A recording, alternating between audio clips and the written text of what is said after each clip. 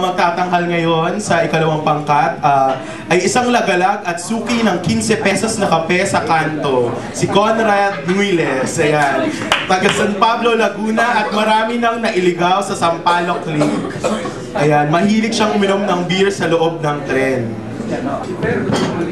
Magandang gabi. Para kay Mikael. Coffee meets. Yeah. Sa Google ay kay Sidhi maghanap ng kadiri ng Katrina ay pinili kay Junisha Lawi. Pero Ang ganda! okay. Asukal.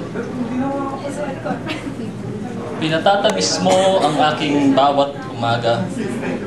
Sa isang kutsarang inihalo ko sa isang tasang kape. At sa ilang kurot na ikinakalat sa margarinang ipinalaman sa aking tinapay. Ang iyong mga butil ay mga salaming nagbalik ng kulay sa aking paningin. Tulad rin sila ng buhangin na natutunaw sa paghampas ng mga alon humahalo sa kabuuan ng dagat.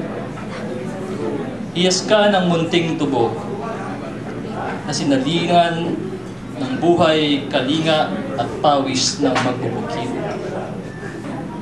Sangkap ka ng arnibal na inihalo sa inagahang taho ng minamadaling mga katawan sa paggawaan. Lasa mo ang nagpapasarap sa inuming palamig na pumapawi sa kapagalang idinulot ng maghapong paglalakad sa lansangan. Tanod kang nagbantay upang maging malaya sa pagkamamad ang aking panlasa. Salamat kung gayon sa katamisan mong inihanay. Tinuruan mo akong tikman ang pulot sa talinhaga ng iyong bawat kristal.